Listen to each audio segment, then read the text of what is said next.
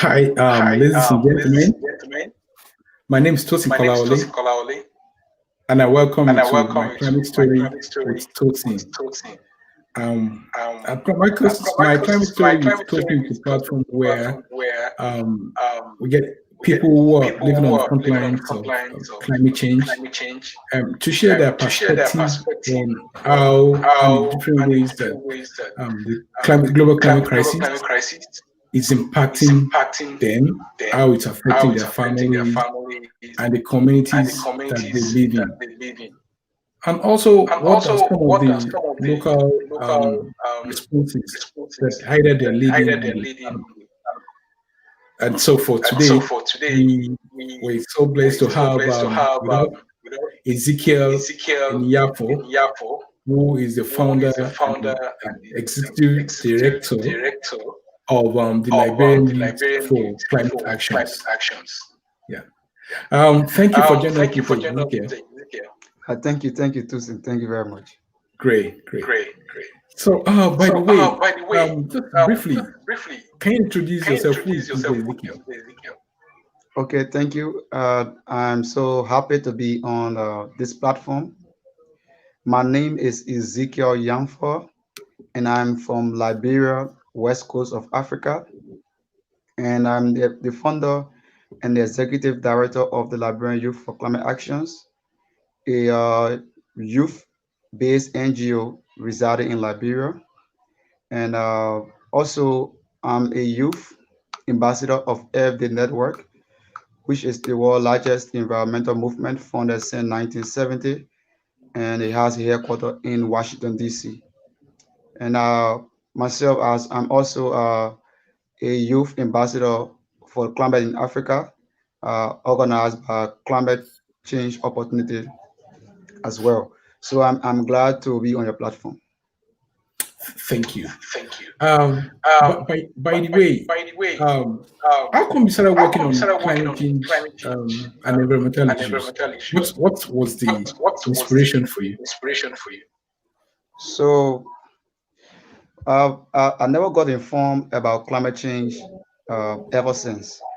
It was quite in 2019, between November to December, that I was making some research that I usually do, and I came across the word climate change. So in high school and elementary, we only learned what climate is and what weather is. So when I saw the word climate change, it drew my concern. But I've only seen climate, but I've not seen the word change near it. So what this word means. So I decided to Google it, and I found out that climate change is linked to so many issues in the world that need urgent actions. So I decided to make more research and I get involved. But in your own local context, in your community, or even in your country, Liberia, what are some of the signs to see? Like maybe gives you that impression that maybe climate change is actually affecting people in your Of course, Tosin. Of course, Liberia is most vulnerable, very much vulnerable to climate impacts. And one of the things that we're experiencing in Liberia, most especially the coastal communities, we are experiencing erosion and sea level rise. Before, where the sea was before, it is drawing closer to the city and to the community gradually.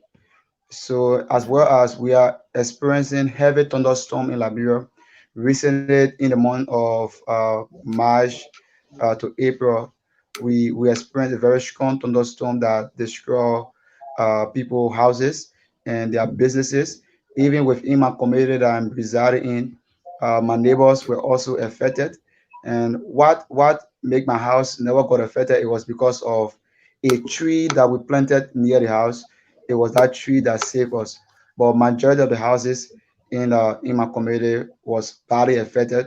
People roof got out of their got people roof got over their houses, and we also see that at that time rain was also falling. So there was no roof over the houses, and the rain was still falling, and their documents and properties were being destroyed. And also quite recently, we are currently in the dry season in Liberia, December is the beginning of dry season in my country, but now we are experiencing a downpour of rain, and that is very much unusual. So it caught everyone's attention in the country. Why I say that rain is falling now when we should be experiencing sunshine? So it's really an unusual time for you in Liberia.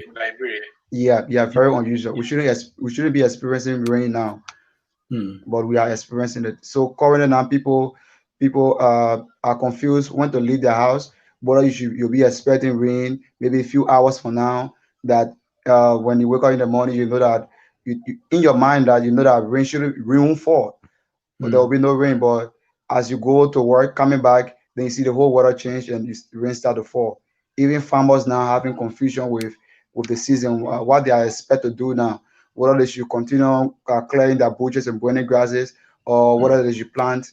Even students now are being affected that they should be going to school now. Some of them don't carry umbrella with them, but coming home they get wet from school. So all these things, yeah, it is really confusing in my country now. Everybody now are confused. What is really happening?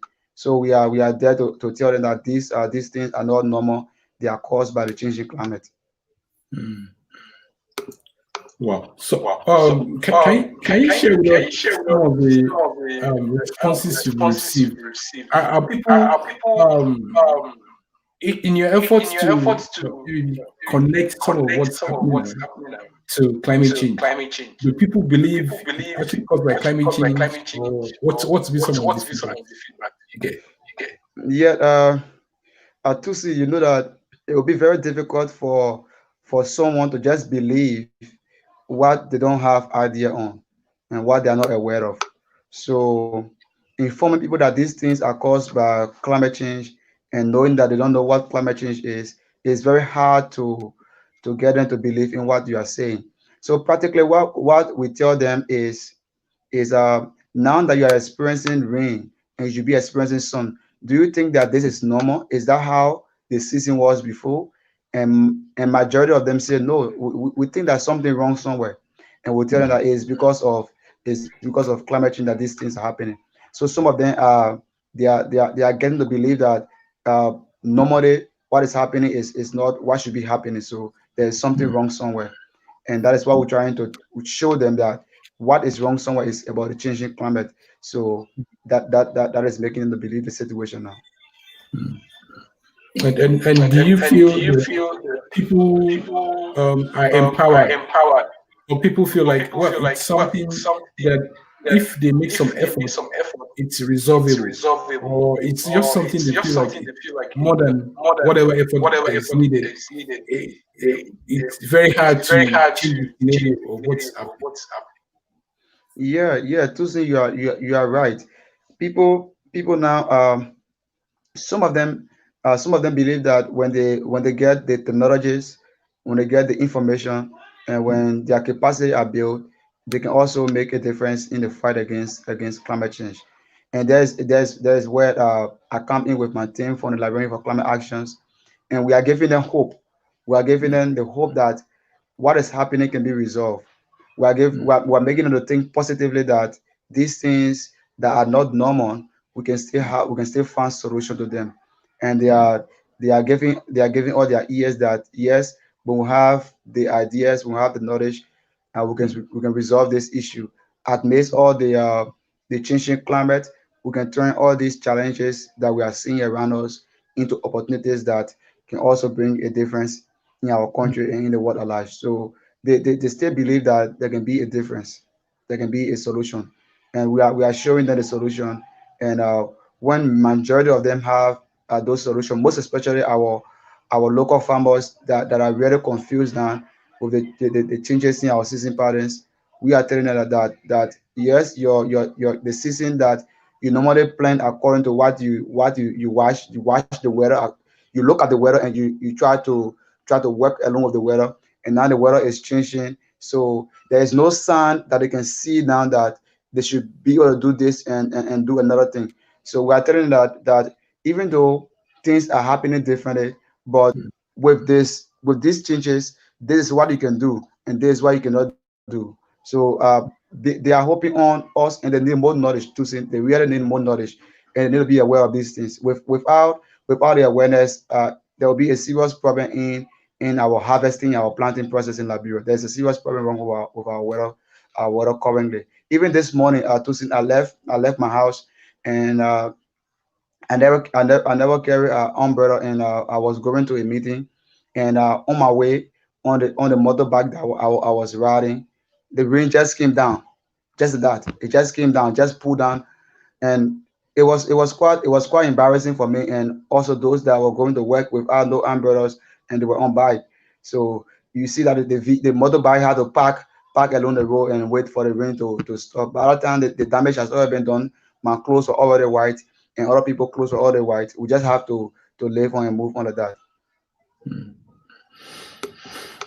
So some of these local impacts, especially as it affects growing seasons and the ability of local farmers to tell the trend of when to plant and when not to. And do you think, or what kind of impact does this have on food security? Like, if they're not able to plant, what's the yield going to be like? How does that affect food security in Liberia? To see, it is true. Many majority of Africans go to bed hungry, and that is very bad for us. And knowing that we really do a lot of plantings in Liberia as well, and most especially those that are in the rural areas, their entire life and sustaining their family is based on what they plant every day. So looking at the changes in season pattern, of course, it will cause problem with the harvest that we will see, and it will cause problem with when to plant, the time frame, and of course, people cannot wait for all that time to clear their bushes when the heavy rain is down every now and then, nowhere to go out to clear their bushes. So of course, there will be a lot of hunger, and things prices will increase because of low productivity of what we plant, and because we are not planting in the right time. So currently now, when the farmers don't clear their butchers, their farms, and do their normal activities, and trying to wait for the rain to stop falling, because without the rain, that's the only time they can go and do all this work. So waiting for the rain to stop falling, and the rain continues falling. Who knows whether this rain will also enter 2021 in January? That usually is one of the hottest month in our country. So there will be a delay in planting, and also there will be a high level of food insecurity in our country, Liberia. And so personally, having observed some of these happenings, and the gap between or the knowledge gap, we decide to form a group of people, like a non-profit, to respond to that crisis. So tell us, what do you do with at the youth, Liberian Youth for Climate Action? So Liberian Youth for Climate Action was founded January 31st, 2020. So we founded this NGO and named it Liberian Youth for Climate Actions, because 2020 was declared as the year of climate actions, and we don't have much time to deal with the climate crisis, most especially when we have approximately 9 years now since 2020 is already climaxing. So at Liberian for Climate Actions, we focus on 5 thematic areas, or we have five working groups. We have we focus on climate change, we focus on biodiversity conservation, we focus on disaster risk reduction, we focus on climate entrepreneurship, and that of youth inclusion. So with the knowledge gap between our farmers and what to do, uh, within that area, there where the Librarian for Climate Actions come in to provide the knowledge on climate change. So of course, we have to empower our farmers, most especially to bring about to give them the climate smart agricultural system, when to do their work amidst the challenges that we face with the climate crisis. So these are working groups that we focus on, And from those working groups, we empower our people and we extend it to Africa and the world at large. Okay, great. That's quite creative. And what has been some of the experiences that's come on the field for you as you do this? Some of the experiences that I get particularly is the issue of people believing in what I say. People believe in what I say, and also getting young people joining me in my journey, and also the lack of knowledge when it comes to these things. So Tosin, is very difficult to be sharing information on this issue when you have a very high knowledge lack of knowledge when it comes to these things. So the elderly people, the youth in Liberia, they don't have ideas on these things. And now that we that have become aware of these things and want to share the ideas, is it will take time for them to buy the ideas from us. It will take time for them to understand that these things are caused by the changing our climate. So most especially when I trying to share links and tips and information on climate change in various chat rooms and in various groups, most of my colleagues and other young people react to these things like I'm doing something bad. Some of them even tell me that I shouldn't be sharing this information in the chat room because they don't know what it's about and they don't have time for it. And I even got through out of some chat rooms, and I even got blocked by some of my colleagues because consistently I try to share this information on the timelines and they don't want to see it, they don't know what it is. So I tell most of them that even if you don't know what these things means, and when you see the links, why can you get back to me and ask me what are you sharing? But majority of them don't have the time for this thing because many young people are getting involved into a lot of political activities, and these are challenges that we face. It's very difficult to push ideas of climate change when you have a high lack of knowledge when it comes to these things in other African countries, more especially in my country, Liberia. And so, this pushback you've just identified or you mentioned, how does it make you feel? Do you feel like disempowered and almost ready to give up? What's the feelings you get from this? Yeah, to see, uh, I'm sure that you also experienced these things when you were coming up in your climate journey as well. Yeah, I think that was one of the major reasons you discover climate tube to share stories because these are things that we as climate activists we get every day. Every day we experience these things, and most especially from our own peers. When we are fighting for our future and for our present situation.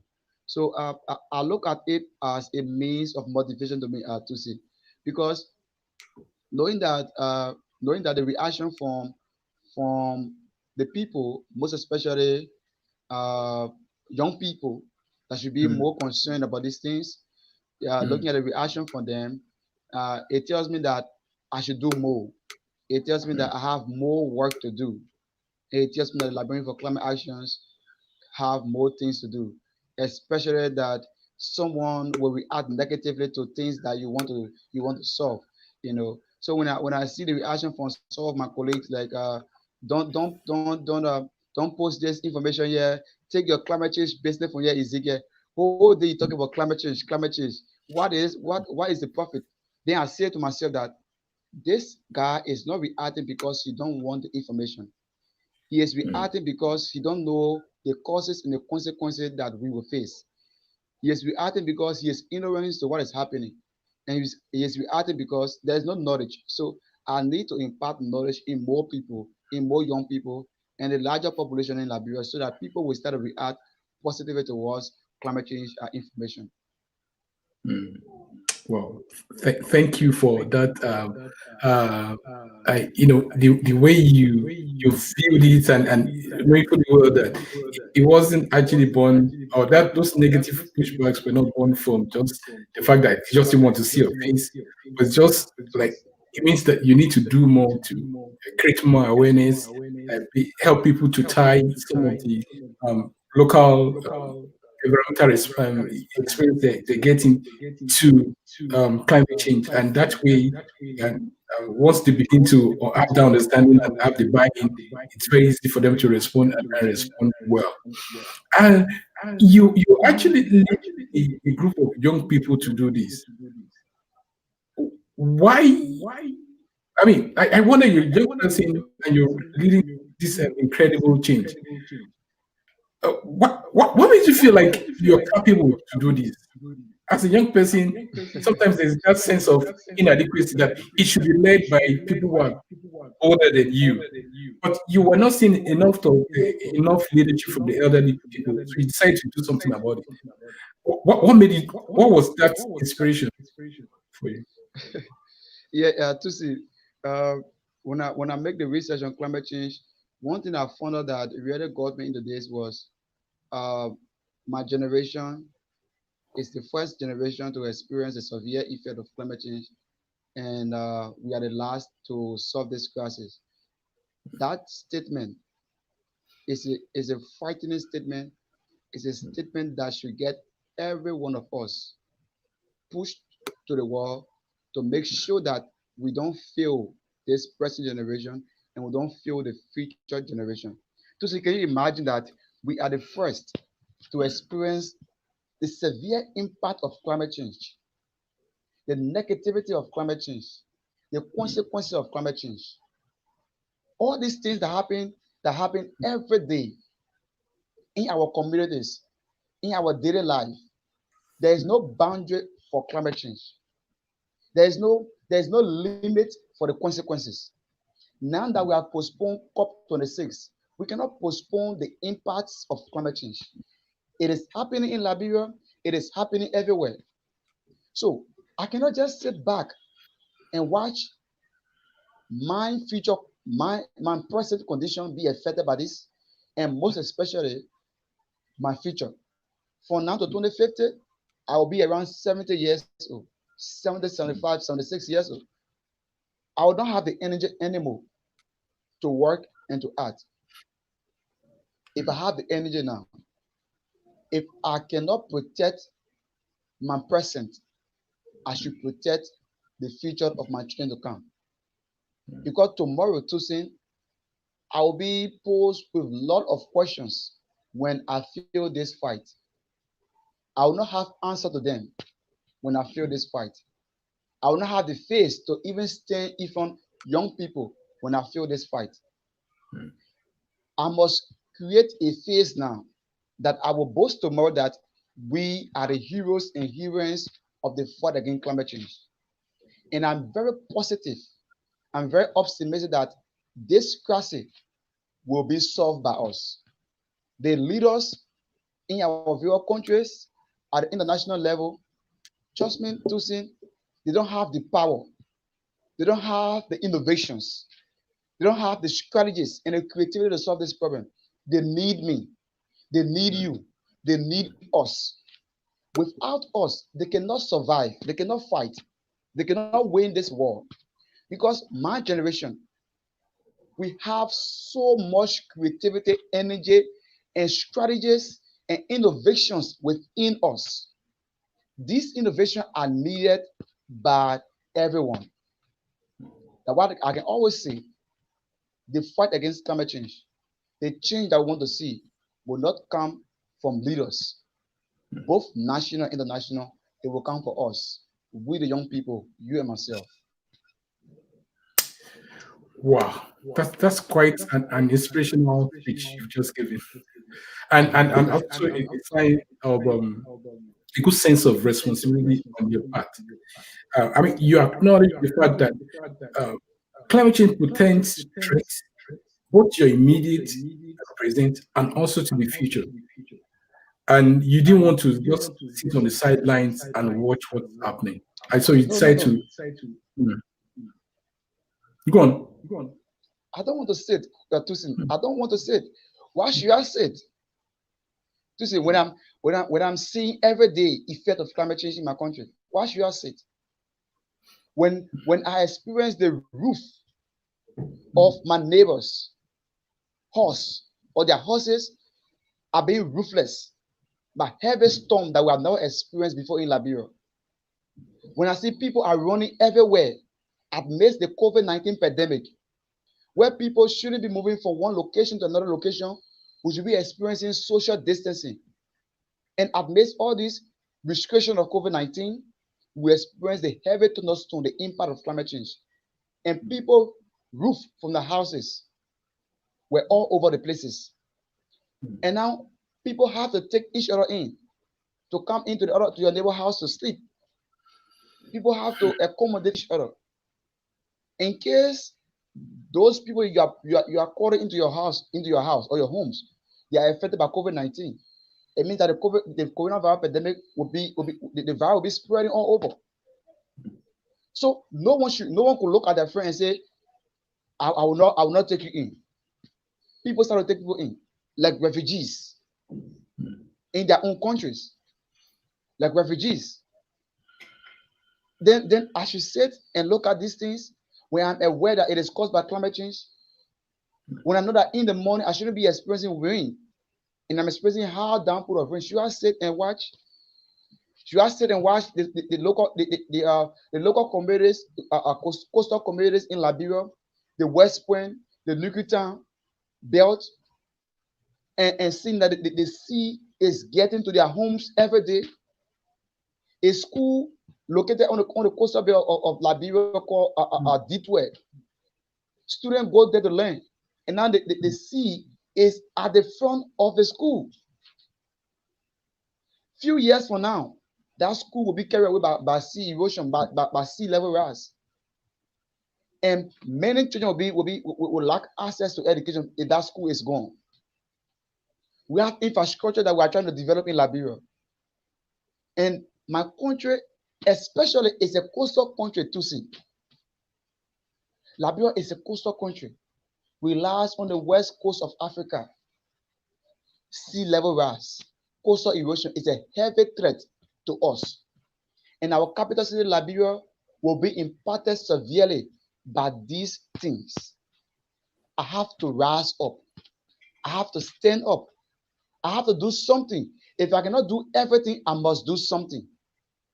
I must do something to see. These are consequences that we will feel, and we are feeling every day in Liberia. It makes me to be sleepless every night. I cannot go to bed when I know that tomorrow there will be another impact of climate change. People need the information. People need to do something. And if our leaders cannot do more, then you'll find that many young people will start to establish their own NGOs to do more, because we need platforms. We need platforms. We need institutions that will drive climate actions every day in Liberia to see. I don't know about what is happening in your country, but Liberia is impacted severely by climate change. We must act now, and we must act fast, because there's no time. No time, to say no time. We have from now to 2030. Next year will be 2021. We'll be having 9 more years. And science is clear. Science is clear. Scientists are clear. Scientific evidence are clear. If we don't solve the crisis now, we will not have a future to live. We must solve this crisis. Wow. Thank you. If we don't solve the climate crisis now, we won't have a future to live. Knowing fully well that responding, pragmatically to climate crisis requires the involvement of everyone. So what message do you have for maybe some young people like you, or even people who are listening and who feel like they're also concerned? They wish to do something, but there's this sense of it's just me. I'm too insignificant to create a change. What message do you have for such people? how do You you are not encourage alone. people You are and not get to? alone. You are not alone. We are together in this. This is our fight. This is our mission. I believe that climate crisis is the mission for the 21st century. Is the mission for our generation. Every generation have their own mission, have their own problem to solve. This is our problem. This is our mission. You are not alone. Wherever you are, whatsoever little thing you are doing, look for somebody somewhere who is doing something. Partnership, collaborate, work with people. Look for people that want to listen to you. There are people out there. We are here. You can reach out to us. There is no boundary to the fight against climate change. We can extend our partnership, we can extend our work to other countries. We can share our ideas. The little idea you have or the little action you will make will solve the bigger problem tomorrow for climate change. So every little act is important. Every little action is important. Act. Do what you can do. Do what you can do in your power. Use what you have to fight against climate change. Use what you have to solve the problem of climate change in your community. There are a lot of problems, so many challenges we face as young people. But what I can say to you, I know finances, money can become an obstacle. Yes, myself, I'm experiencing that we have limitation when it comes to finances, when it comes to fundings. But I will tell you this: don't put money at the center of the project. Don't put money even. Don't look at money at as the only thing you can do. What you can do is the change you want to make. Focus on that. Let that push you forward. Don't ever give up. Don't stop. Because when you stop, who will start? When you stop, who will start? You are the one to start and continue to solve the crisis. There is no generation when we are gone that can face this crisis. Only us, only you and myself. So, with all the challenges we face, we must keep moving, keep solving the climate crisis in your community. Do something. Don't sit back. Don't watch. This is your present, and it is impacting your present. Your future, the children's future, it will also impact it. So sometimes I feel that it is more than our present. It is more than our present. It is about generations to come. It is about our children. We Thank must do you. something. We must act. And we must act with urgency. We must act very fast. Because even if we have wasted time, let us double up the action. The time we have wasted. 2020 climate COVID-19 allow us to not do so many things. We must double up in 2021. We must double up the actions. We must be more ambitious. Every project you should start in 2020 by climate change, stopping it, double up that project in 2021. Do more projects, implement more initiatives, because 2021 have already stopped us from doing so many things. So it means that the COVID-19 was a blockage, but also COVID-19 is an opportunity to recover better. We can recover better to a better planet tomorrow. I think we can do it. And I believe so much that we can solve this crisis, and we will solve this crisis. Thank you. Thank you so much, Ezekiel. It's been a huge pleasure having you with us today. And also thank you for inspiring our various listeners. And I'm quite also inspired that we can do something and we need to do it urgently. We couldn't push this like to tomorrow. I thank you for coming on this platform. I hope we'll have another chance sometime soon to have you again to share some of the things initiative you're leading in your community. Now, for everybody that comes on this platform, I understand we're all actors in our communities, climate, environmental actors who are doing things sacrificially, for the betterment of humanity. And so in my own little way, I have a good wish I share with everybody that comes, like a poem, and I want to also read to you, Yeah, yeah. Ezekiel. So, Ezekiel, I want to say to you, on behalf of every one of us, we appreciate what you do, and we say thank you for all you do. We give thanks for all those who are moved in their lives to heal and to protect their health in small ways and in large ways. Blessing on the composters, the gardeners, the breeders of worm and mushroom, the soil builders, those who have cleansed the waters and purified the air, all those who have cleaned up the messes others have made. Blessing on all those who defend the trees, who plant the trees, who guard the forest, who renew the forest. Blessing on all those who learn to heal the grassland and renew the streams, and all those who prevented erosions, who restored the sound, who guard the healing herbs. Blessing on all those who heal the cities, who bring them alive again with excitement and creativity and love. Gratitude and blessing to all who stand up against greed, who risk themselves, to those who have bled and been wounded, and to those who have given their lives in service to the head. Thank you. We appreciate you. And please continue to do more. You're not alone. Unknown forces are with you. The earth also will continue to yield to you, helping in all your ways, providing help at every point that you need it. Thank you. Thank you so much for coming. Thank you, Tusi. Thank you so much. I'm so happy to be on this platform. Thank you so much, Tusi. All right. And thanks to all those that are listening. Thank you very much. So, viewers, we thank you for having another time out with us today on My Climate Story with Tosin. I'm sure you've been not only informed today, but also has been inspired by the visionary work that Ezekiel Nyanfor is involved in, and also his call to action. So I want to extend that to you and also implore you to please do something for the earth. It is the only home you and I have come to know. It's the only platform that supports and sustains whatever dreams, aspirations, and hope we may have. There is no future without the earth.